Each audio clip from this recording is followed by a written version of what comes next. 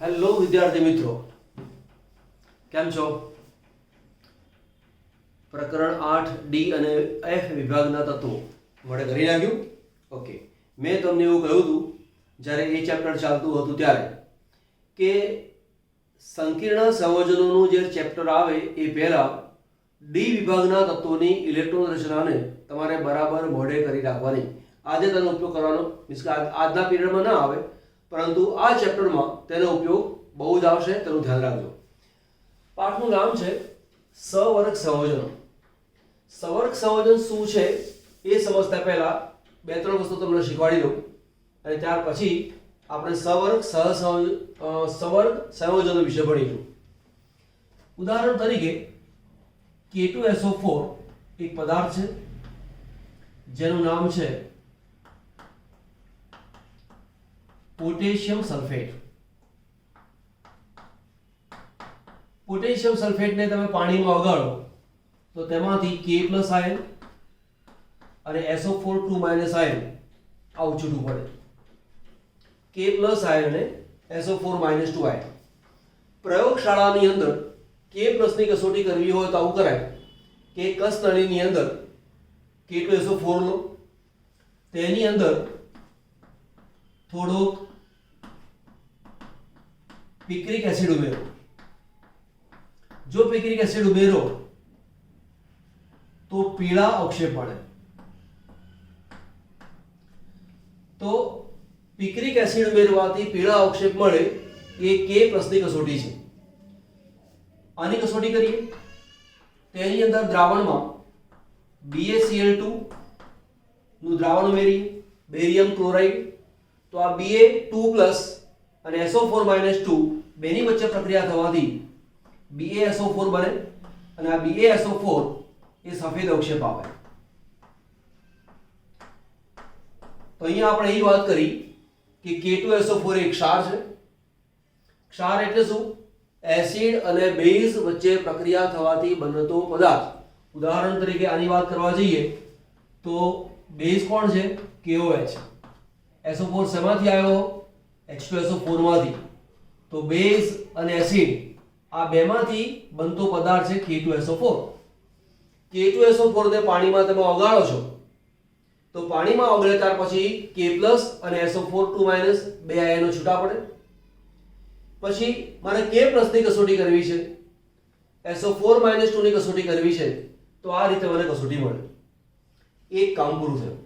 ચલો બીજો એક પદાર્થ છે મારી પાસે અને એ પદાર્થ છે Al2SO4 થ્રાઇસ, જેનું નામ છે એલ્યુમિનિયમ સલ્ફેટ. એને હું પાણીમાં ઓગાળું તો તેમાંથી છૂટું પડે Al3+ અને બીજું છૂટું પડે છે SO4 2-. બરાબર.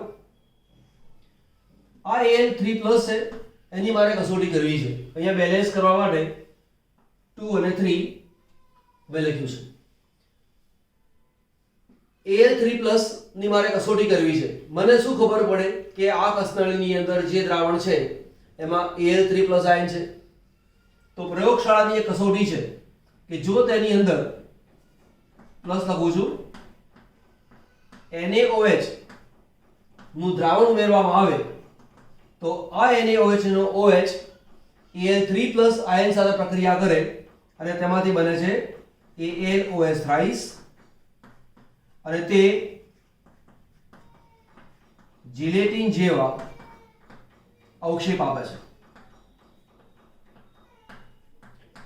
હવે SO4 ની કસોટી કરવી છે. આની આજ કસોટી કરી શકાય. ધ્યાન આપજો, બંને પાત્રો મારી પાસે જુદા છે. એક પાત્રમાં આ પદાર્થ છે, બીજા પાત્રમાં આ પદાર્થ છે. આની કસોટી અલગ કરી, આની અલગ કસોટી કરી.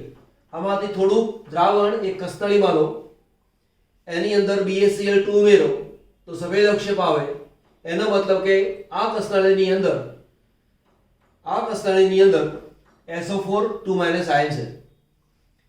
હવે આ અને આ બંને દ્રાવણને મિશ્ર કરી નાખું છું તો K2SO4 વત્તા Al2SO4 થ્રાઇસ આને મિશ્ર કરીએ તો તેમાંથી મને એક પદાર્થ મળે છે K2SO4 Al2SO4 thrice 24H2O, જેનું નામ છે એલમ અથવા બીજું નામ છે ફટકડી. તો મારી પાસે આ દ્રાવણ બન્યું જેમાં આ પદાર્થ છે. જેવી રીતે અહીંયા હું K પ્લસની કસોટી કરતો હતો તે એક કામ કરું છું. આ દ્રાવણ છે એમાંથી થોડું દ્રાવણ લીધું મેં, કસનળી નંબર 1, કસનળી નંબર 2 અને કસનળી નંબર 3.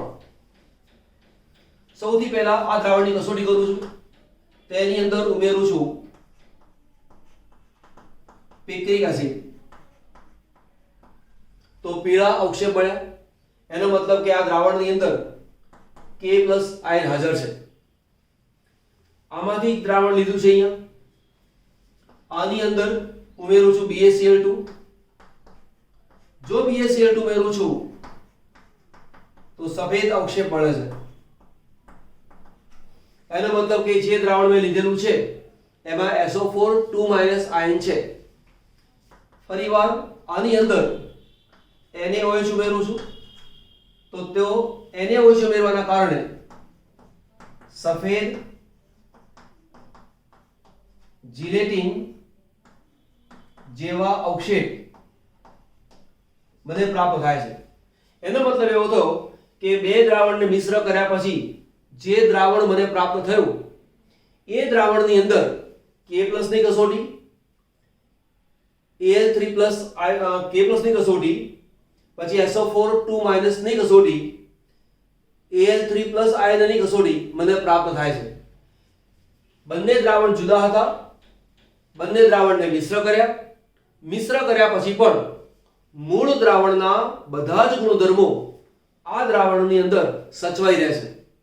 એટલે કે આ જે દ્રાવણ છે એને માતૃ દ્રાવણ કહેવાય, મૂળ દ્રાવણ કહેવાય. બે દ્રાવણને મિશ્ર કર્યા પછી આ જે મળ્યું તેની અંદર મૂળ દ્રાવણના ગુણધર્મો જળવાઈ રહે છે. પરિણામે આ જે પદાર્થ મળ્યો એ પદાર્થ માટે શબ્દ વાપરીશું દ્વિક્ષાર. દ્વિક્ષાર તો દ્વિક્ષારનો મતલબ એવો છે બે જુદા જુદા ક્ષારને મિશ્ર કરવાથી મળતો એક નવો ક્ષાર કે જે મૂળ દ્રાવણના બધા જ ગુણધર્મો સાચવી રાખે છે. તો તેને કહેવાય છે દ્વિક્ષાર. બરાબર. ચલો, કોની વાત લીધી આપણે? દ્વિક્ષારની. હજી આપણે સંકીર્ણ સંયોજનની વાત લીધેલી નથી. માનો ચલો આટલું નોંધ કરી દો, પછી આગળ ચલાવો. તો આપણે હમણાં ભણ્યા દ્વિક્ષાર. બરાબર. તો દ્વિક્ષાર કોને કહેવાય? બે જુદા જુદા સંયોજનોને મિશ્ર કરવાથી મળતું નવું સંયોજન. જે સંયોજનો છે તેને આપણે કહીશું ક્ષાર.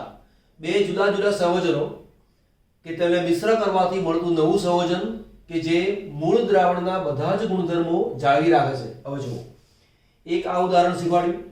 બીજું ઉદાહરણ છે MgCl2 + KCl + 6H2O. એમાંથી જે નવો ક્ષાર મળે છે એનું નામ છે કાર્નેલાઇટ. એ પણ દ્વિક્ષાર છે. MgCl2 માં Mg ની કસોટી અલગ મળે, Cl ની કસોટી અલગ મળે, K+ ની કસોટી અલગ મળે, Cl- ની કસોટી પણ અલગ મળે. એમાંથી મળતો KCl તો જે કસોટી અહીંયા મળે એ કસોટી અહીંયા પણ મળે, જે કસોટી Cl અને K આપે એ કસોટી અહીંયા પણ મળે. તો મૂળ દ્રાવણના બધા જ ગુણધર્મો તેમાં જળવાઈ રહે છે. માટે આ પદાર્થ બની ગયો દ્વિક્ષાર. ફેરસ સલ્ફેટ, એમોનિયમ સલ્ફેટ બેને મિશ્ર કરવાથી નવો ક્ષાર મળ્યો જેનું નામ છે ફેરસ એમોનિયમ સલ્ફેટ. એનું બીજું પણ એક સામાન્ય નામ છે અને મોહર સોલ્ટ. આ અલગ અલગ ક્ષાર છે. મિશ્ર કરવાથી મળતો નવો ક્ષાર આ જે છે એ મૂળ દ્રાવણના બધા જ ગુણધર્મો જાળવી રાખે છે. માટે તેને દ્વિક્ષાર કહેવાય. ચલો બીજું ઉદાહરણ લઈએ. માનો કે મારી પાસે KCN એક ક્ષાર છે, તેની અંદર એફિશિયન્ટ વાઇઝ નામનો એક બીજો ક્ષાર ઉમેરું છું. આ પણ ક્ષાર છે ને આ પણ ક્ષાર છે. આની અંદર બંને પાત્રો અલગ છે, ધ્યાન આપજો. આ બે અલગ અલગ ક્ષાર છે. આમાં K+ ની કસોટી કરો તો K+ ની કસોટી મળે. Cn- ની કસોટી કરો તો તે કસોટી પણ મળે. બીજું પાત્ર લો, એમાં Fe2+ ની કસોટી કરો તો પણ કસોટી મળે. Cn- ની કસોટી કરો તો પણ તે કસોટી મળે. હવે શું કરું છું? આ બે દ્રાવણને મિશ્ર કરું છું, બરાબર? તો મિશ્ર કરવાના કારણે મને આવું મળે સંયોજન 4KCN FeCN twice, એટલે કે 4:1 ના પ્રમાણમાં મિશ્ર થાય છે તો મને એક આવું મિશ્રણ મળે. હવે હું ફરીવાર જેવી રીતે અહીંયા K+, Cn- Fe2+, Cn- આની કસોટી કરતો હતો એવી કસોટી અહીંયા કરું. તો K+ ની કસોટી કરું છું, Cn- ની કસોટી કરું છું અને Fe2+ ની કસોટી કરું છું. જે રીતે અહીંયા અલગ અલગ કસોટી કરતા હતા, મિશ્ર કર્યા પછી પણ કસોટી કરી, અલગ અલગ હતું, દરેકની કસોટી મળતી હતી. મિશ્ર કર્યા પછી પણ દરેકની કસોટી મળે છે. અહીંયા K+ કસોટી આપે,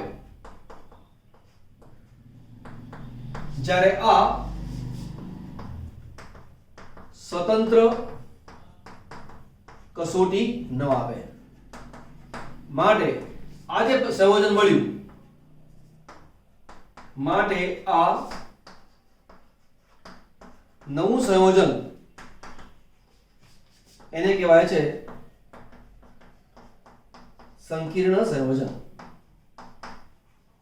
તો સંકીર્ણ સંયોજનનો મતલબ એવો છે કે બે જુદા જુદા સંયોજનોને મિશ્ર કરવાથી મળતું એક નવું સંયોજન કે જેમાંનો દરેકે દરેક ઘટક, દરેકે દરેક આયન પોતાની સ્વતંત્ર કસોટી આપી શકતો નથી. તો તે પદાર્થને શું કહેવાય? સંકીર્ણ સંયોજન અથવા કોઓર્ડિનેશન કમ્પાઉન્ડ કહેવાય. હવે આને મારે લખવું હોય તો કોણ કસોટી આપે છે? આ K કસોટી આપે છે. તો આવું લખી શકાય K4 FeCN6. ટોટલ 4 K છે. 4 K કૌંસની બહાર મૂક્યા. 4 Cn 2 Cn એટલે 6 Cn અને 1 Fe. આ જે પદાર્થ છે એ પદાર્થનું નામ છે પોટેશિયમ ફેરોસાયનાઇડ. એ જ પ્રમાણે બીજું એક સંયોજન છે K3 FeCN6, જેનું નામ છે પોટેશિયમ ફેરીસાયનાઇડ. જો બંનેના નામ જુદા છે, ધ્યાન આપજો. એકમાં ફેરોસાયનાઇડ છે, બીજામાં ફેરીસાયનાઇડ છે. તો આ સંયોજન પણ સંકીર્ણ સંયોજન છે. મનમાં પ્રશ્ન થાય કે અહીંયા બે ક્ષારને મિશ્ર કરતા હતા અને જે નવો ક્ષાર મળ્યો એ દરેકે દરેક આયન પોતાની કસોટી આપે છે. અહીંયા પણ બેને મિશ્ર કર્યા, નવો પદાર્થ મળ્યો, દરેકે દરેક આયન પોતાની કસોટી કેમ નથી આપતા? તો કેમ નથી આપતા એવો વિચાર વર્નર નામના વૈજ્ઞાનિકને આવ્યો. કયો વૈજ્ઞાનિક? વર્નર. આલ્ફ્રેડ વર્નર નામના વૈજ્ઞાનિકને આ વિચાર આવ્યો અને તેણે જુદા જુદા સંયોજનોનો અભ્યાસ કરીને એક સિદ્ધાંત આવ્યો અને એનું નામ છે વર્નરનો સિદ્ધાંત. હવે આપણે ભણીશું, પેલા આપણે નોંધ કરી લો. ચાલો, તો મુદ્દો છે આપણી પાસે વર્નરનો સિદ્ધાંત. વર્નર એટલે કે આલ્ફ્રેડ વર્નર. એણે એવું કહ્યું કે સંકીર્ણ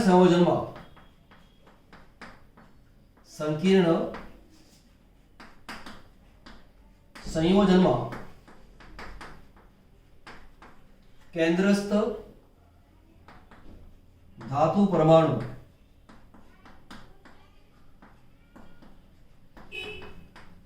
બે પ્રકારની સંયોજકતા ધરાવે છે. એક પ્રાથમિક જેને કહેવાય છે આયનીય, બીજું છે દ્વિતીયક જેને કહેવાય છે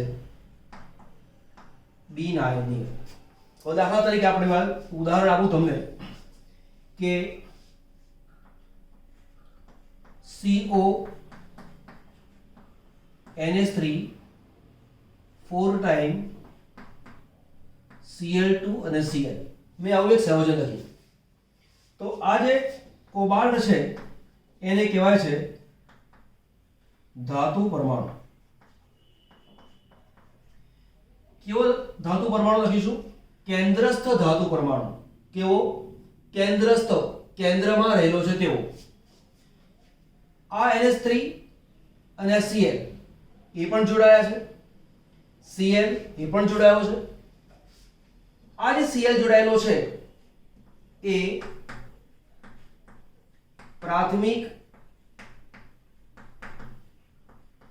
સંયોજકતાથી જોડાય, જ્યારે આ જે છે એ દ્વિતીયક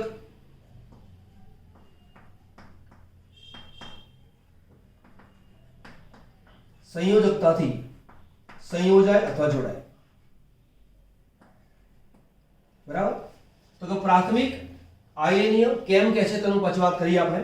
દ્વિતીય માત્ર એટલું ચલાવ્યું છે કે પ્રાથમિક સંયોજકતા અને દ્વિતીયક સંયોજકતા. બ્રેકેટની અંદર આ જે બ્રેકેટ છે એને કહેવાય છે સંકીર્ણ સ્પીસીસ.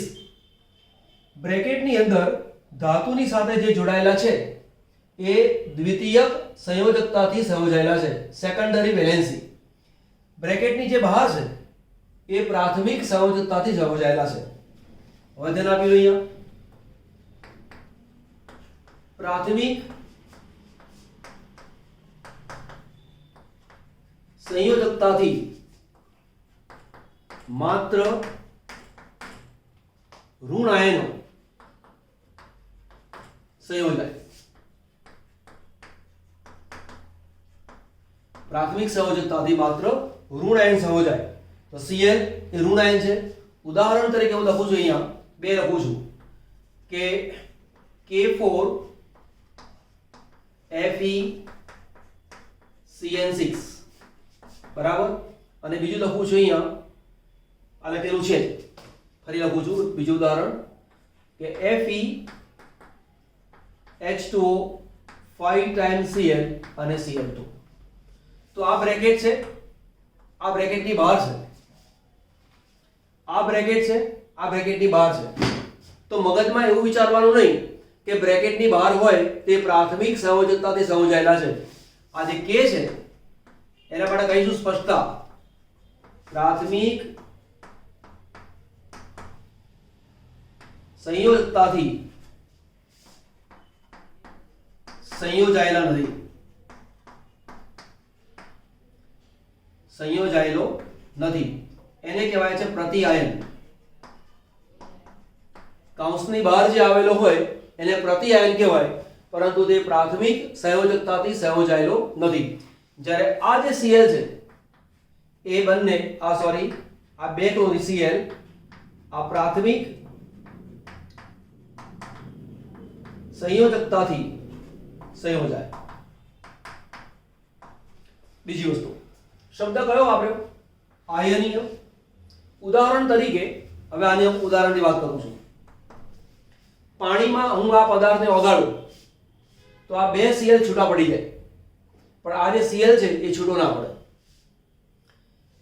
AgNO3 ને ઉમેરવામાં આવે તો AgNO3 નું કામ શું છે કે AgNO3 Cl- સાથે પ્રક્રિયા કરીને AgCl બનાવે. બરાબર. હવે 1 મોલ Cl- સાથે સંયોજાય તો 1 મોલ AgCl બને. 2 ની સાથે પ્રક્રિયા કરે 2 મોલ AgCl બને. 3 Cl સાથે પ્રક્રિયા કરે 3 મોલ AgCl બને. માનો કે આ પદાર્થ પાણીમાં મેં ઓગાળ્યો, આ પદાર્થને હું પાણીમાં ઓગાળું તો મારી પાસે 1 અને આ 2 3 Cl છે, પણ AgCl ના માત્ર મને 2 જ મોલ મળે. એનો મતલબ એવો થયો કે 3 Cl માંથી આ 2 Cl છૂટા પડે છે, આ એક Cl એ છૂટો પડતો નથી. જે છૂટો પડે છે એ પ્રાથમિક સંયોજકતાથી સંયોજાયેલો છે, અને જે છૂટો નથી પડતો, જે AgNO3 સાથે સંયોજાતો નથી, એ દ્વિતીયક સંયોજકતાથી સંયોજાયેલો છે તેવું કહેવાય. તો ખાસ અગત્યની વાત એ છે કે પ્રાથમિક સંયોજકતાથી સંયોજાયેલો આયન આયનીકરણ પામી શકે છે. તો બીજો પોઈન્ટ,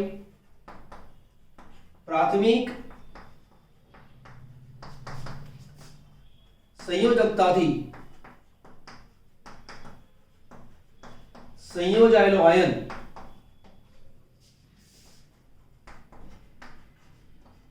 આયનીકરણ પામે, પોતાની સ્વતંત્ર કસોટી પણ આપે. વાત ક્લિયર થઈ ગઈ? તો કહેવાનો મતલબ એ છે, માત્ર એક કામ પૂરું કર્યું કે સંકીર્ણ સંયોજનની અંદર ધાતુની સાથે 2 સંયોજકતા છે, પ્રાથમિક સંયોજકતા અને દ્વિતીયક સંયોજકતા. હજી એને ચલાવી નથી. પ્રાથમિક સંયોજકતાથી માત્ર ઋણ આયન જ સંયોજાય. હવે તમે જુઓ, આ પણ ઋણ આયન છે, આ પણ ઋણ આયન છે, Cl-1, પણ ટોટલ 3 Cl- મારી પાસે છે, એમાંથી 1 Cl- બ્રેકેટની અંદર છે, એટલે કે તે દ્વિતીયક સંયોજકતાથી સંયોજાયેલો છે, અને આ બ્રેકેટની બહાર છે એ પ્રાથમિક સંયોજકતાથી સંયોજાયેલો છે, જે પોતાની સ્વતંત્ર કસોટી આપી શકે છે. પ્રાથમિક સંયોજકતાથી સંયોજાયેલા આયન આયનીકરણ પામી શકે, અને એટલા જ માટે આ સંયોજકતાને આયનીય સંયોજકતા પણ કહેવામાં આવે. બરાબર? પોતાની સ્વતંત્ર કસોટી આપે. આવા ઘણા બધા પ્રશ્નો પૂછાય છે. આ વસ્તુ મેં ઉદાહરણ આપ્યું છે, એને ધ્યાન આપજો. કોઈક વાર પ્રશ્ન તરીકે પૂછે છે કે આની અંદર AgNO3 ઉમેરવામાં આવે તો AgCl ના કેટલા મોલ મળે? તો જે બ્રેકેટની બહાર હોય એટલા જ મોલ મળે. હવે સવાલ થયો આપણી પાસે, અને એ છે દ્વિતીયક સંયોજકતા. તો પ્રશ્ન છે આપણી પાસે, દ્વિતીયક સંયોજકતા કોને કહેવાય? આટલો ભાગ નોંધ કરી લો, આપણે એનું કામ કરી લઈએ. ચલો, હમણાં જે ભણ્યું CONH3 5 10 Cl Cl2, અહીંયા 1 Cl, અહીંયા 2 Cl. આ દ્વિતીયક સંયોજકતાથી સંયોજાયેલો છે. 5 NH3 દ્વિતીયક સંયોજકતાથી સંયોજાયેલા છે. 2 Cl પ્રાથમિક સંયોજકતાથી સંયોજાયેલા છે. પ્રાથમિક સંયોજકતા એને બિલકુલ ક્લિયર મગજમાં રાખજો, ધાતુનો ઓક્સિડેશન આંક. તો ધાતુના ઓક્સિડેશન આંકને પ્રાથમિક સંયોજકતા કહેવાય. ક્લિયર? ઓકે. એટલે કોઈક વખતે તમને એવો પ્રશ્ન પૂછવામાં આવે, આવું સંયોજન આપેલું છે તો આનો પ્રાથમિક સંયોજકતા કેટલી? તો તમારે ઓક્સિડેશન આંક ગણી નાખવાનો. હવે લઈશું દ્વિતીયક સંયોજકતા. તો પહેલો મુદ્દો એ કે દ્વિતીયક સંયોજકતાથી કોણ જોડાય? તો કે દ્વિતીયક સંયોજકતા વડે ઋણ આયન તેમજ તટસ્થ અણુ સંયોજાઈ શકે. કાં તો માત્ર ઋણ આયન હોય, કાં તો માત્ર તટસ્થ અણુ હોય, કાં તો તટસ્થ અને ઋણ બંને હોય. આપણે ઉદાહરણ લઈએ. દાખલા તરીકે K4 FeCN6, તો આ જે છે એ માત્ર ઋણ આયન છે. તો ધાતુની સાથે ઋણ આયન દ્વિતીયક સંયોજકતાથી સંયોજાયેલા છે. બીજું ઉદાહરણ લઈએ, આને જોવા દઈએ. દાખલા તરીકે લઉં છું CO H2O6 ટાઈમ અને Cl3. તો આ જે છે એ તટસ્થ અણુ છે. માત્ર દ્વિતીયક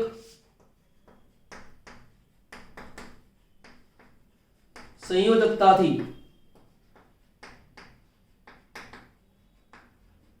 સંયોજાયેલા છે, બરાબર.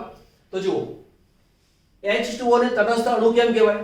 તો તમે જુઓ Cl- એવું આવે, H2O ઉપરનો વીજભાર કેટલો હોય? 0, અને જેનો વીજભાર 0 છે એને શું કહેવાય? તટસ્થ અણુ. તો અહીંયા કોબાલ્ટની સાથે 6 NH3 જોડાયેલા છે, બ્રેકેટની અંદર છે માટે દ્વિતીયક સંયોજકતા, બ્રેકેટની અંદર છે દ્વિતીયક સંયોજકતા. તો અહીંયા દ્વિતીયક સંયોજકતા માત્ર ઋણ આયન વડે પૂર્ણ થઈ, અહીંયા દ્વિતીયક સંયોજકતા માત્ર તટસ્થ અણુ વડે પૂર્ણ થઈ, જ્યારે અહીંયા દ્વિતીયક સંયોજકતા 5 ને 6 આ તટસ્થ છે અને આ ઋણ આયન છે, એના વડે પૂર્ણ થાય છે. સેકન્ડ પોઈન્ટ, દ્વિતીયક સંયોજકતા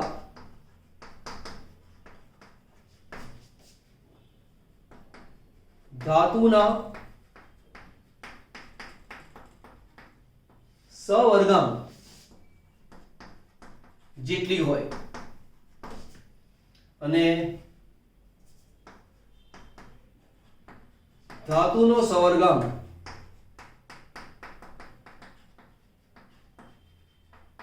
નિશ્ચિત હોય, બરાબર. હવે અહીંયા શબ્દ વાપર્યો આપણે ધાતુના સવર્ગાંક જેટલી એની દ્વિતીયક સંયોજકતા છે. તો મનમાં પ્રશ્ન થાય કે આ સવર્ગાંક છે શું? બરાબર. ઓકે, રિપીટ કરી દઉં. પ્રાથમિક સંયોજકતા ધાતુના ઓક્સિડેશન આંક જેટલી હોય અને દ્વિતીયક સંયોજકતા ધાતુના સવર્ગાંક જેટલી હોય. હવે સવર્ગાંક એટલે શું? તો આપણે 2-3 ઉદાહરણ લઈએ. ઉદાહરણ તરીકે લખું છું અહીંયા, આ લખેલું છે. ચલો જો બધા બીજું ઉદાહરણ આપું. હું લખું છું આ રીતે Ag NH3 twice Cl આવું મેં લખ્યું. આ Ag છે, એની સાથે 2 NH3 જોડાયેલા છે. NH3 ને જોડતા હોઈએ તો N પહેલા લખવાનું અને A આ રીતે જોડે, તીરની નિશાની આપી, એને કહેવાય છે સવર્ગ સહસંયોજક બંધ. સવર્ગ સહસંયોજક બંધ કે જેમાં NH3 પોતાનું ઇલેક્ટ્રોન યુગ્મ Ag ને આવે. તો અહીંયા બંધ કેટલા બન્યા? 2. તો અહીંયા 2 સવર્ગ બંધ છે માટે Ag નો સવર્ગાંક 2 છે. ફરી લઈએ આપણે. Cu NH3 4 ટાઈમ 2 પ્લસ કોપરની સાથે 4 NH3 જોડાયેલા છે. તો કે કોપર એની સાથે NH3 NH3 S3N S3N 1 2 3 4 બંધ બન્યા માટે આ જે કોપર છે એનો સવર્ગાંક આવ્યો 4. તો અહીંયા Ag ની દ્વિતીયક સંયોજકતા 2 છે, અહીંયા કોપરની દ્વિતીયક સંયોજકતા 4 છે. ચલો ફરી લઈએ. Cu H2O 6 time 2 plus. તો અહીંયા કોપરની સાથે H2O કેટલા જોઈન્ટ થયેલા છે? 6. તો તેનો સવર્ગાંક છે 6. તો ધાતુનો સવર્ગાંક નિશ્ચિત હોય અને એક કરતા વધુ સવર્ગાંક જુદા જુદા સંયોજનમાં હોઈ શકે. ચલો આટલો પોઈન્ટ ફરી ક્લિયર કરીએ. પ્રાથમિક સંયોજકતા માત્ર ઋણ આયન વડે પૂર્ણ થાય. દ્વિતીયક સંયોજકતા જે છે એ ઋણ આયન વડે પણ પૂર્ણ થાય, તટસ્થ અણુ એકલા હોય એના વડે પણ પૂર્ણ થાય, બંને હોય તો બંને વડે પણ પૂર્ણ થાય. ધાતુની દ્વિતીયક સંયોજકતા એ ધાતુના સવર્ગાંક જેટલી હોય. વ્યાખ્યા પૂછાય છે સવર્ગાંક કોને કહેવાય, આટલું નોંધ કરેલી એ પછી તમને સવર્ગાંક કોને કહેવાય એ સમજાવું છું. તો સવર્ગાંક જેટલી તેની દ્વિતીયક સંયોજકતા હોય, એક કરતાં વધુ સવર્ગાંક હોઈ શકે. જેમ કે અહીંયા સવર્ગાંક 4 છે, અહીંયા સવર્ગાંક 6 છે, બંને સંયોજન જુદા જુદા છે. તો કે જુદા જુદા સંયોજનમાં સવર્ગાંક જુદા જુદા હોઈ શકે. બરાબર, લખી દો આટલું પોઈન્ટ. સવર્ગાંક કોને કહેવાય? તો કે ધાતુ અને લિગેન્ડ વચ્ચે બનતા કુલ સવર્ગ બંધની સંખ્યાને તે ધાતુનો સવર્ગાંક કહેવાય. તો તમારા મનમાં એક પ્રશ્ન થશે કે આ લિગેન્ડ કોને કહેવાય? તો જુઓ, ઉદાહરણ તરીકે લખીએ આપણે આવું કે K4 FeCN6, કાં તો લખું છું આ રીતે કે CO NH3 5 times Cl Cl2. તો આ ધાતુ પરમાણુ કહેવાય. તેની સાથે આ 6 CN જોડાયા છે, તો આને કહેવાય લિગેન્ડ. આ 5 NH3 અને આ 1 Cl એને કહેવાય છે લિગેન્ડ. કઈ સંયોજકતાથી સંયોજાય? તો કે બ્રેકેટની અંદર છે માટે દ્વિતીયક સંયોજકતાથી સંયોજાય.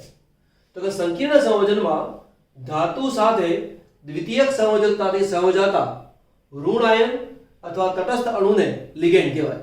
હવે એ લિગેન્ડ શું કરે? ધાતુ સાથે સવર્ગ બંધ બનાવે.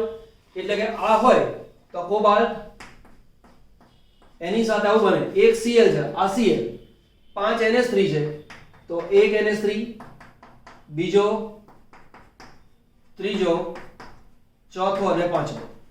તો 1 2 3 4 5 6 બંધ બન્યા માટે એવું કહેવાય કે અહીંયા કોબાલ્ટનો સવર્ગાંક 6 છે.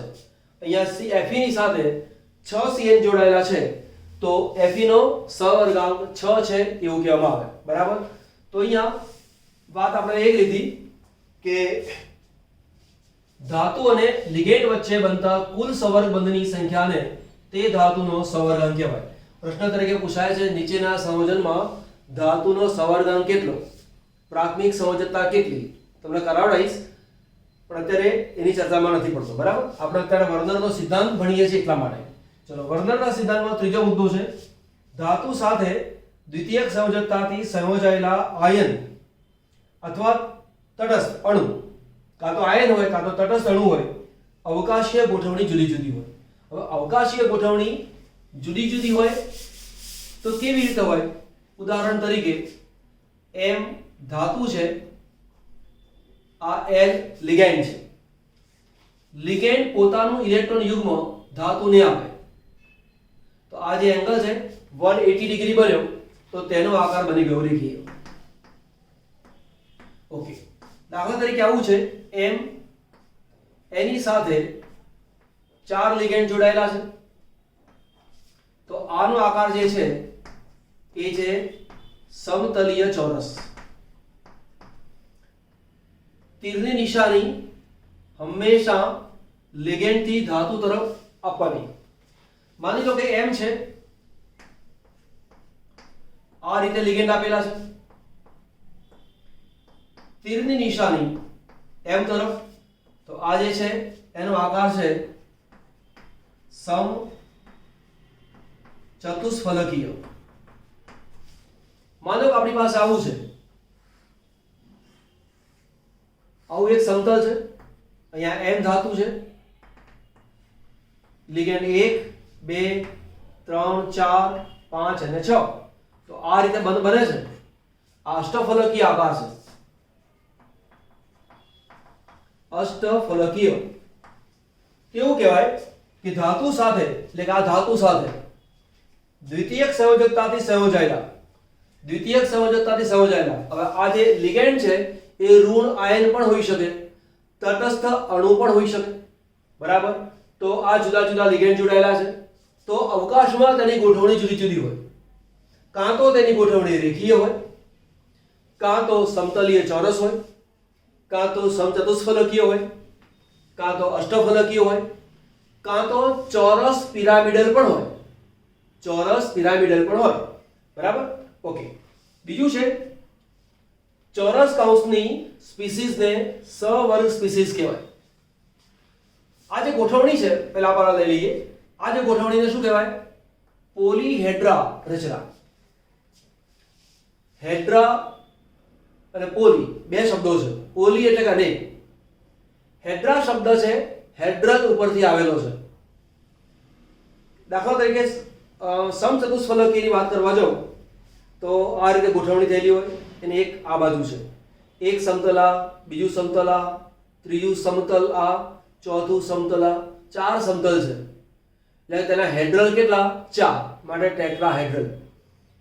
તો જુદા જુદા સમતલો બની શકે છે. આમાં નહીં બને, આમાં નહીં બને, આમાં અષ્ટફલક બને, આમાં ચતુષ્ફલક બને. એટલે કે જુદી જુદી અવકાશીય ગોઠવણી છે, માટે તેવી રચનાને પોલીહેડ્રા અથવા બહુતલીય રચના તરીકે ઓળખવામાં આવે. હવે અહીંયા તમને એવો પ્રશ્ન તરીકે પૂછે, પોલીહેડ્રા રચના કોને કહેવાય? તો જવાબ શું થાય? અહીંથી લખવાનું, ધાતુ સાથે દ્વિતીયક સંયોજકતાથી સંયોજાયેલા આયન અથવા તટસ્થ અણુની અવકાશીય ગોઠવણી જુદી જુદી હોય, આવી ગોઠવણીને પોલીહેડ્રા ગોઠવણી કહેવાય અથવા બહુતલીય ગોઠવણી કહેવાય. તો એક એમસીક્યુ થઈ ગયો, સોરી એસક્યુ થઈ ગયો, બરાબર. પછી કોઈ વાર ટૂંકો પ્રશ્ન પૂછે કે સવર્ગ સ્પીસીસ કોને કહેવાય? તો અહીંયા સંકીર્ણ સંયોજન લખવાનું. સંકીર્ણ સંયોજનમાં ચોરસ કૌંસની સ્પીસીસને સવર્ગ સ્પીસીસ કહેવાય અથવા સંકીર્ણ કહેવાય. કાઉન્ટર આયન અથવા પ્રતિ આયન કોને કહેવાય? તો કે સંકીર્ણ સંયોજનમાં કૌંસની બહાર દર્શાવેલા આયનને પ્રતિ આયન અથવા કાઉન્ટર આયન તરીકે ઓળખવામાં આવે છે, બરાબર. સંકીર્ણના આકારો જુદા જુદા હોય. સમતલીય ઉપર દોર્યો છે, ચતુષ્ફલકીય દોરેલો છે, અષ્ટફલકીય એ પણ દોર્યો છે, રેખીય પણ હોય. આટલું પહેલા નોંધ કરીએ. વર્નરે જે સિદ્ધાંત તાર્યો એ શેના આધારે તાર્યો? તો COCl3 NH3 ને મિશ્ર કરીને જુદા જુદા સંયોજનો મળ્યા અને તેને આધારે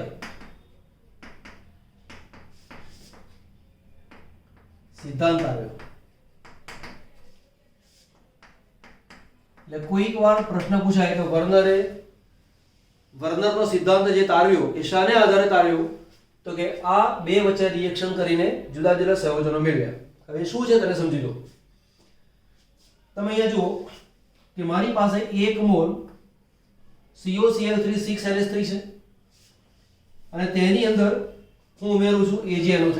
ચલો આ ક્વેશ્ચનમાં આગળ જઉં છું. બહુ જ અગત્યનો ક્વેશ્ચન છે, પણ હવે આગળ વધતા પહેલા હું તમને એક નાની વસ્તુ શીખવાડી દઉં.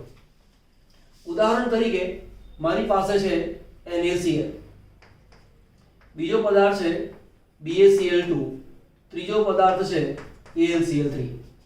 આનો મેં 1 મોલ લીધો, આનો 1 મોલ લીધો, આનો 1 મોલ લીધો. માનો કે તેની અંદર મેં AgNO3 ઉમેર્યું, AgNO3. તો Cl માઈનસ અને Ag પ્લસ બે વચ્ચે પ્રક્રિયા થવાથી AgCl બને. Cl માઈનસ આયન Ag પ્લસ આયન સાથે પ્રક્રિયા કરે તો AgCl બનાવે. હવે આ 1 મોલ છે, બરાબર, અને અહીંયા જેટલો જરૂરી હોય એટલે કે વધુ AgNO3 ઉમેરીએ છીએ જેથી પ્રક્રિયા દરમિયાન તે ખૂટે નહીં, બરાબર. એટલે Cl સાથે પ્રક્રિયા કરવા માટે જેટલો AgNO3 જોઈએ એટલો AgNO3 અથવા તેનાથી વધારે AgNO3 ઉમેરેલો છે એટલે AgNO3 ની ખોટ પડશે નહીં. પરિણામે જેટલો Cl હશે એ બધો જ Cl સરખી રીતે પ્રક્રિયા કરી શકે. હવે અહીંયા AgNO3 ઉમેરું છું તો AgCl નો મને 1 મોલ મળ્યો, પણ અહીંયા 2 છે તો મારી પાસે AgNO3 ઉમેરવાના કારણે 2 મોલ AgCl મળે અને આ 3 જે છે એ મને 3 AgCl આપે. કેમ? Na સાથે એક Cl જોડાયેલો છે પ્રાથમિક સંયોજકતાથી, બેરિયમની સાથે 2 Cl પ્રાથમિક સંયોજકતાથી જોડાયેલા છે, Al ની સાથે 3 Cl પ્રાથમિક સંયોજકતાથી સંયોજાયેલા છે. પ્રાથમિક સંયોજકતા એ આયનીય સંયોજકતા છે, આયનીકરણ પામે છે, પોતાની સ્વતંત્ર કસોટી આપે છે. માટે આ 1 Cl પોતાની કસોટી આપે, 2 Cl પોતાની કસોટી આપે, 3 Cl પોતાની કસોટી આપે અને જેટલા કસોટી આપે એટલા જ મોલ AgCl આપણને પ્રાપ્ત થાય. હવે આપણી પાસે એક આ સંયોજન આપેલું છે, એનો રંગ યાદ રાખજો. આનો રંગ પીળો છે, આનો રંગ જાંબુડિયો છે, આનો રંગ લીલો છે, આનો રંગ જાંબલી છે, બરાબર. આજે તમને હું બતાવું છું, મારી પાસે છે રંગ. જાંબુડિયો રંગ કોને કહેવાય એ પણ બતાવીશ, અને જાંબલી રંગ કોને કહેવાય એ પણ હમણાં બતાવીશ. મારી પાસે બંને રંગ છે. પછી આટલું કરાયા પછી શીખવાનું છું. હવે AgNO3 સાથે મળતા AgCl ની મોલ સંખ્યા 3 છે, તો સંકીર્ણ સંયોજનનું સૂત્ર શું? એવો મને પ્રશ્ન પૂછેલો છે.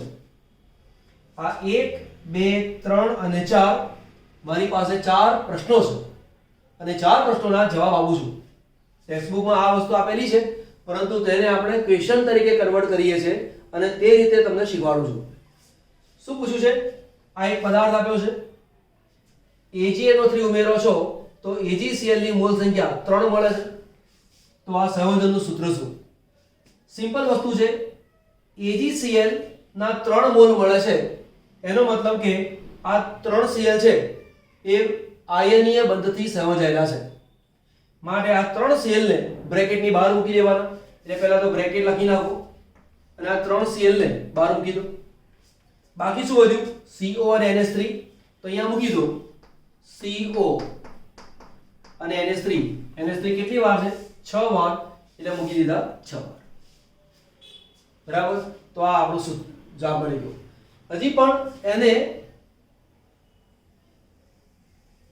બીજા ક્વેશ્ચનમાં કન્વર્ટ કરવું હોય તો કરી શકાય, એ પછી શીખવાડું છું. આ પહેલા પૂરું કરી લઈએ. તમને એમ કહે છે આ એક સંયોજન છે, AgNO3 સાથે મળતા AgCl ની મોલ સંખ્યા કેટલી છે? 2. તો સંયોજનનું સૂત્ર શું થાય? તો કે 2 AgCl ના મોલ મળે છે, એનો મતલબ કે 3 ની અંદરથી 2 Cl બ્રેકેટની બહાર છે. તો પહેલા એક કામ કરો, બ્રેકેટની બહાર 2 Cl લખી નાખો. હવે 3 માંથી 2 તો બહાર લખ્યા, તો એક ક્યાં લખવાનું? બ્રેકેટની અંદર. 5 NH3 ક્યાં લખવાના? બ્રેકેટની અંદર. તો CO NH3 5 ટાઈમ અને Cl. તો આ ત્રણેયનું સૂત્ર બની ગયું. ચલો આ લઈએ. COCl3 4NH3 લીલો રંગ અને જાંબલી રંગ. મનમાં થાય કે સૂત્રો તો એક સરખા છે, તો પછી બેના રંગ જુદા કેમ? રંગ કેમ જુદા છે એની ચર્ચા પછી કરીએ. પહેલા એનું સૂત્ર શોધી કાઢીએ. AgCl મોલ કેટલા મળ્યા? 1. એનો મતલબ એવો થયો આ 3 Cl માંથી 1 Cl બ્રેકેટની બહાર છે. એટલે બ્રેકેટ અહીંયા મૂક્યો મેં Cl, 2 Cl અંદર લઈ લઈએ તો CO NH3 4 ટાઈમ અને Cl2. આ તેનું સૂત્ર બન્યું. આનું સૂત્ર પણ એ જ બને. પણ જો લીલો રંગ છે તો તેની જે રચના છે એ ટ્રાન્સ રચના છે, અને જો આ જાંબલી રંગ છે તો તેની જે રચના છે એ સીસ રચના છે. તો મનમાં પ્રશ્ન થાય કે સાહેબ આ સીસ રચના શું છે અને ટ્રાન્સ રચના શું છે? તમને એક મિનિટ ઉભા રહો, પેલો રંગ પણ બતાવી દઉં. જો અહીંયા એક કાપડ છે, એ કાપડની અંદર એક રંગ આ છે અને બીજો રંગ આ છે. આ રંગ ઘેરો છે, એને કહેવાય જાંબલી રંગ. જાંબલી રંગની અંદર વ્હાઈટ કલર મિશ્ર કરીએ તો આવો બને. તો આને કહેવાય જાંબુડિયો. જાંબુડિયો એટલે કે પર્પલ. આને શું કહેવાય? વાયોલેટ. જાંબલી. આવડી ગયું? સારું, ચાલો આપણે આગળ જઈએ. સંયોજનનું સૂત્ર મળી ગયું.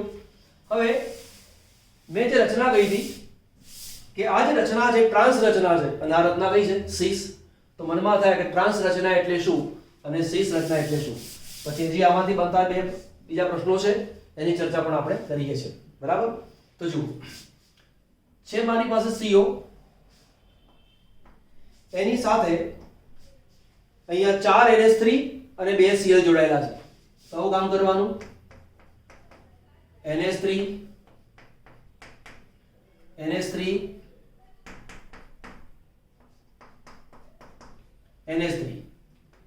તીરની નિશાની N થી CO તરફ. અહીંયા જ્યારે NH3 લખતા હોઈએ તો અહીંયા NH3 લખેલું છે, અહીંયા H3N લખીએ છીએ. કેમ?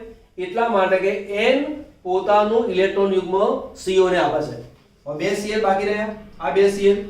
તો 1 Cl અહીંયા છે, 1 Cl અહીંયા છે. તો આ બંને Cl સામસામી દિશામાં છે, મારે આ જે રચના છે એ રચનાને શું કહેવાય? ટ્રાન્સ રચના કહેવાય. હવે સીસ રચના લખવી છે તો લખું છું CO, આવું આવશે. Cl આ બાજુ આવે, NH3 NH3 NH3, બરાબર. તો આ જે રચના કઈ છે? સીસ રચના છે. તો એ સીસ રચના પ્રમાણે આપણે કામ કરીશું. તો બંનેના પદાર્થના રંગ જુદા છે. વિચાર કરો, અવકાશીય ગોઠવણી બદલાવાને કારણે પદાર્થના રંગમાં કેવો ફેરફાર થાય છે તે. ચલો આ જ ક્વેશ્ચનની અંદર થોડુંક એડ કરીએ આપણે. તો તમને એવું પૂછે, મળતા આયનોની સંખ્યા જણાવો. તો ક્વેશ્ચન તરીકે આવું પૂછે કે COCl3 6NH3 માં વધુ AgNO3 સાથે મળતા Cl ની AgCl ની સંખ્યા અનુક્રમે 3, 2 અને 1 છે. પછી બે અલગ કરવાની કોઈ જરૂર છે નહીં. આ ત્રણ વસ્તુ જ આપેલી છે. માન લો 1, 2 અને 3 સંયોજન આપેલા છે. AgNO3 સાથે મળતા AgCl ની મૂળ સંખ્યા અનુક્રમે 3, 2 અને 1 છે. તો તે સંકીર્ણનું સૂત્ર જણાવો. તો 1, 2 અને 3 જવાબ મળે. તે સંકીર્ણમાંથી મળતા આયનોની સંખ્યા જણાવો. તો જુઓ, આ એક બ્રેકેટ એટલે એક આયન અને આ 3 એટલે કે 1 + 3 બરાબર કેટલા મળે? 4 આયનો મળે. આ એક બ્રેકેટ એટલે 1, 2 Cl એટલે 2, 2 + 1 એટલે કેટલા આવે? 3 આવે. આ એક બ્રેકેટ એટલે 1 Cl બહાર છે 1 બરાબર કેટલા મળે? 2. તો આ રીતે ઘણા બધા પ્રશ્નો બની શકે છે. એક આ નોંધ કરી દો, પછી બીજો પ્રશ્ન તમને શીખવાડું છું. ક્વેશ્ચન છે ચોપડીનો છે, કોયડો 9.1. બહુ હાઈ ક્લાસ ક્વેશ્ચન છે. આના જેવા ઘણા બધા ક્વેશ્ચન પૂછાય, ધ્યાન આપજો. જલીય દ્રાવણોના કરેલા નીચેના અવલોકનોના આધારે નીચેના સંયોજનોમાં ધાતુની દ્વિતીયક સંયોજકતા સૂચવો. તમારો ક્વેશ્ચન આ છે. આમાં જે ધાતુ આપેલી છે palladium, nickel, platinum, cobalt, platinum, એમાં દ્વિતીયક સંયોજકતા કેટલી છે એ સૂચવો. આધાર શું લેવાનો? તમને આ માહિતી આપેલી છે. આ તમારો પ્રશ્ન છે. આ પ્રશ્ન તમારો પૂરો થઈ ગયો. સૂત્ર આપેલું છે, એમાં વધુ AgNO3 સાથે 1 મોલ સંકીર્ણ સંયોજન સાથે અવક્ષેપન પામતા AgCl ના મોલ. હવે તમે જુઓ, અહીંયા AgCl ના મોલ 2 છે. એનો મતલબ કે આ બે જે Cl છે એ ક્યાં છે? બ્રેકેટની બહાર.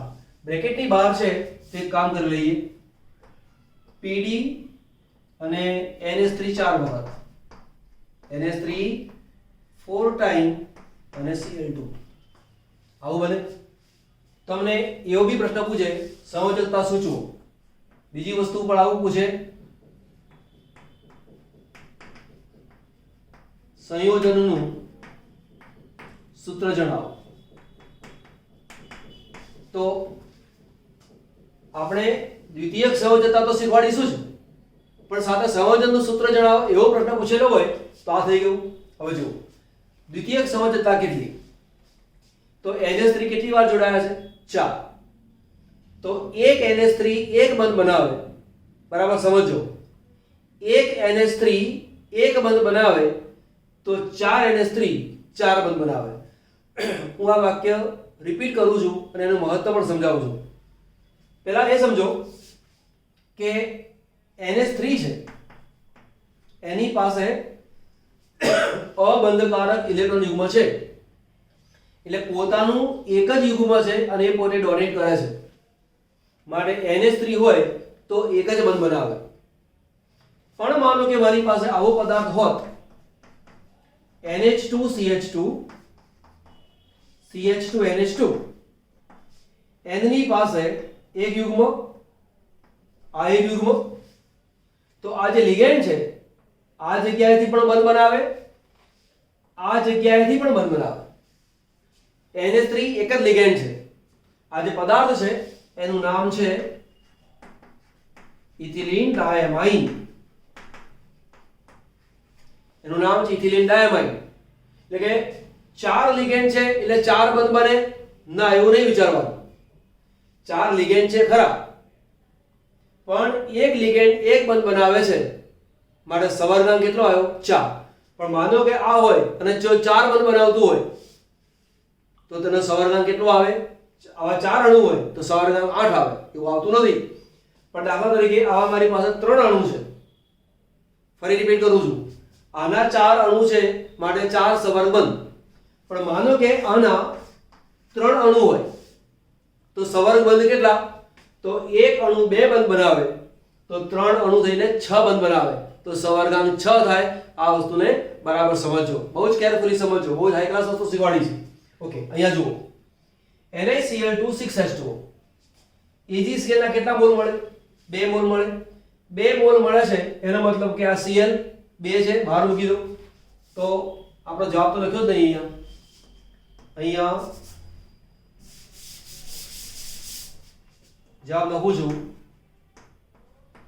ધાતુનો સવર્ગાંક કેટલો આવ્યો? 4. અહીંયા 4NH3 લખેલું હોય તો અહીંયા 4NH3 એવું લખવાનું નહીં, NH3 કૌંસમાં લખવાનો, 4 કૌંસની બહાર લખવાનો. ચલો ફરી વાત, NaCl2 6H2O. AgCl ના મોલ કેટલા મળ્યા? 2. 2 મળ્યા તો બ્રેકેટની બહાર 2 કરી દો તો Ni એની સાથે પાણીના 6 અણુ અને Cl બાય 12 મૂકી દીધા તો અહીંયા Ni ની સાથે 6H2O જોડાયા. હવે આપણને ખબર હોવી જોઈએ કે એક H2O એક બંધ બનાવે. કે સાહેબ એવું ખબર કેવી રીતે પડે? તો આની પછીનો જે પીરિયડ છે એને બરાબર એટેન્ડ કરવાનો, અત્યંત મહત્વનો પીરિયડ છે, લેક્ચર નંબર 2.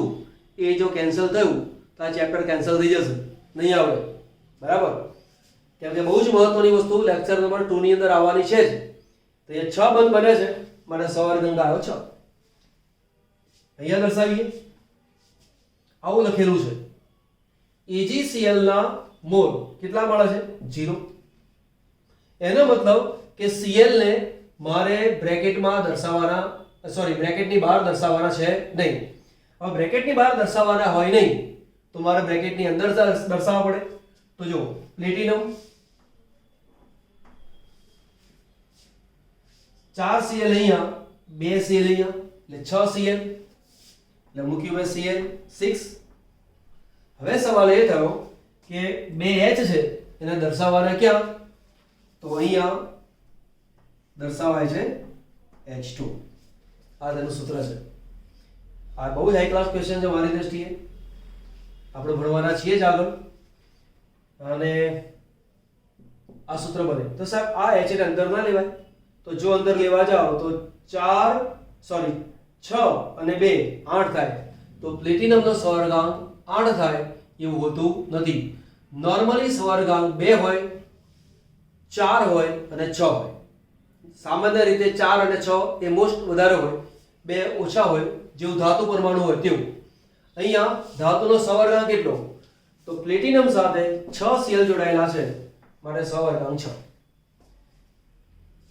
આ જ આપેલું છે. અહીંયા શું આપેલું છે? 1 આપેલું છે Cl.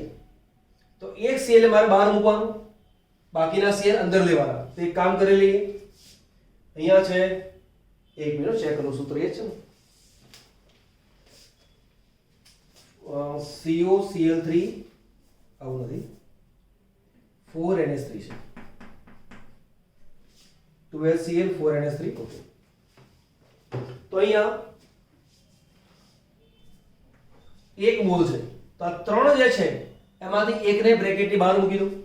તો પહેલા એક કામ કરો, આ બ્રેકેટની બહાર 1 Cl મૂકી દીધો એટલે 3 માંથી 1 બહાર મૂક્યો, 2 અંદર લેવાના એટલે આ 2 અંદર લીધા.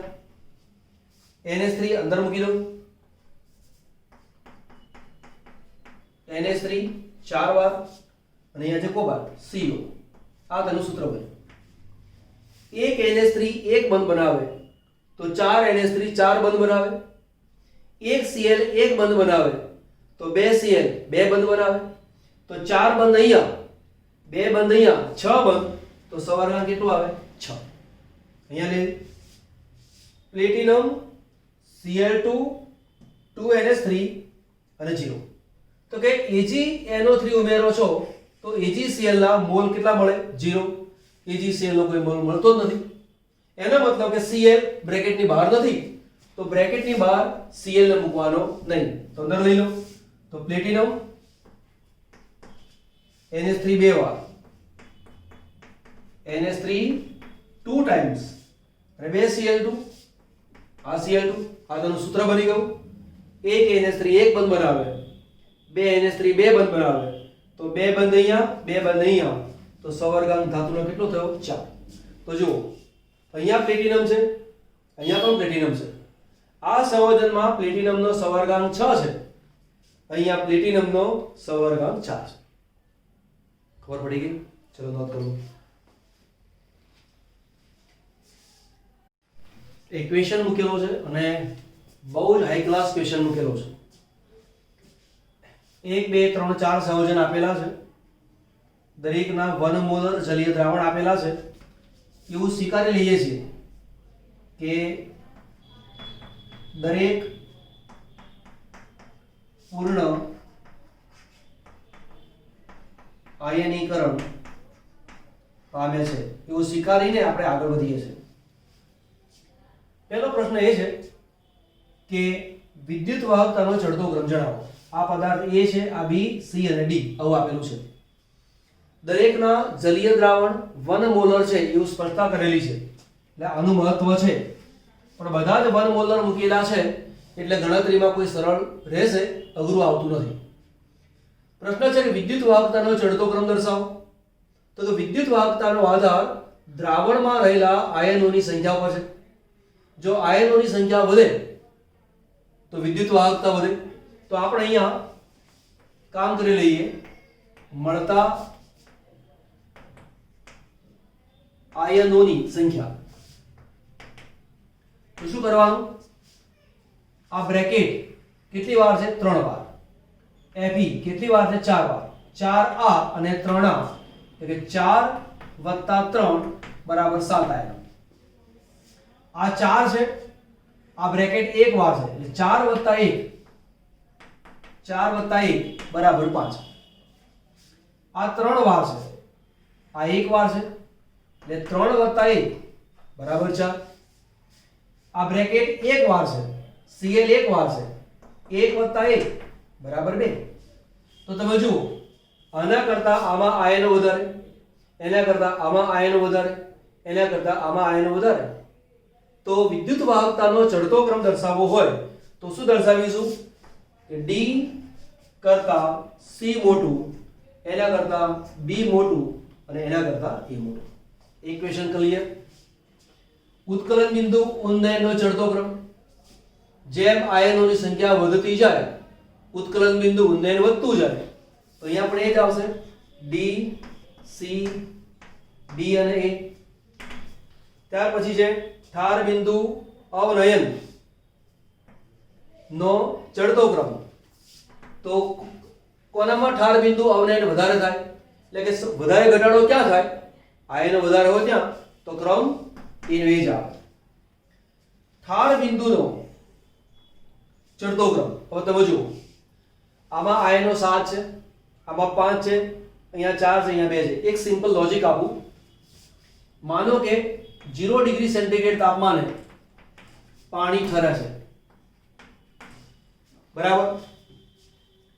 એક આયન હોય તો 0.1 નીચું જાય એવું માની, એવું છે નહીં પણ આપણી ગણતરીને અનુકૂળ આવે એટલા માટે. એક આયન હોય તો 0.1 નીચું જાય, તો 2 આયન માટે 0.2 નીચું જાય. તો આના માટે કેટલા નીચે જાય? -0.7. અહીં લખીશું -0.5. આના માટે -0.4. અહીં છે -0.2. આ જે છે એ શેનું લીધું આપણે? ઠાર બિંદુનું મૂલ્ય લીધું. અવનયન તો વધારે છે પણ ઠાર બિંદુ આનું -2, આનું -0.4, આનું -0.5. હવે મારે જો ક્રમ લખવો હોય તો પહેલું શું લખાય? -0.2, -0.4, -0.5 અને -0.7 આવું થાય. તો અહીંયા આના કરતા આ મોટું, એના કરતા આ મોટું, એના કરતા આ મોટું, એના કરતા 0 મોટું. કોઈ વાર ખ્યાલ ના આવતા હોય યાદ રાખવાનું કે ઠાર બિંદુ અવરેનનો જે ક્રમ આવતો હોય એના કરતા ઠાર બિંદુનો ક્રમ ઉલટો આવે, બરાબર? તો અહીંયા શું ક્રમ આવશે? A કરતા B મોટું, B કરતા C મોટું, એના કરતા D મોટું. ચલો, વોન્ટ ઓફ અવયવ I નું મૂલ્ય, તો આ વોન્ટ ઓફ અવયવ I છે. I નું મૂલ્ય તો કેટલું? તો આની અંદર I બરાબર 7, I બરાબર 5, I બરાબર 4, I બરાબર 2. ક્લિયર? લેક્ચર ગમ્યું? ગમ્યું હોય તો પેલો લાઈક કરજો. ઘણા કેટલા બધા વિડીયો જોનારા હોય છે પરંતુ લાઈક કરવાની વાત નથી કરતા હોતા. બહુ દુઃખી થતો નથી પરંતુ માનસિકતાને સમજું છું. એક બીજી વસ્તુ, મારો તમને એક ક્વેશ્ચન છે અને પછી એક બીજો ક્વેશ્ચન કરાવડાવું છું કે આ વિડીયોને જોનારા ઘણા બધા વિદ્યાર્થીઓ છે, તો મારી તમને એક વિનંતી છે કે તમે કઈ સ્કૂલમાં છો કમસે કમ એટલું જણાવો. તમે કઈ સ્કૂલમાં છો એટલું મને જણાવજો, કેમ કે મને ખબર પડે કે તમે કયા શહેરના વિદ્યાર્થી છો, કયા ટાઉનના વિદ્યાર્થી છો, કોઈ ગામની અંદર ભણી રહ્યા છો તો કયા ગામની અંદર ભણો છો. કોઈક વાર મારે તમારા ગામમાં આવવાનું થયું તો ખબર પડે ને ભાઈ હા મારો વિદ્યાર્થી આ ગામની અંદર રહે છે અથવા મારો વિદ્યાર્થી આ શહેરમાં આ ટાઉનમાં રહે છે, તો કોઈક વાર તમારે ઘરે આવીશું, ચા પીવડાવજો, અરે પાણી પીવડાવજો. હે ઓકે, આટલું લખી લો, પછી એક બીજો ક્વેશ્ચન કરાવડાવો. એક ક્વેશ્ચન તમને હોમવર્ક માટે આપું છું અને તે છે મેં 4 1 2 3 અને 4 આપેલા છે. આ 1 2 3 4 જે પદાર્થો છે એ પદાર્થોને વિદ્યુત વિભાજ્ય કહેવાય અને તેનું પૂરેપૂરું આયનીકરણ થાય છે એવું સ્વીકારીને આપણે જવાબ આપીએ છીએ. તમારે જવાબ એ આપવાનો છે કે વિદ્યુત વાહકતાના ચડતા ક્રમમાં ગોઠવો. તમારું કોમેન્ટ બોક્સ છે એની અંદર તમારે ચડતો ક્રમ લખવાનો. દાખલા તરીકે તમને આવું આ લખતું હોય કે A B C D ચડતો ક્રમ આવતો હોય તો A B C D આ રીતનો ક્રમ તમે લખજો.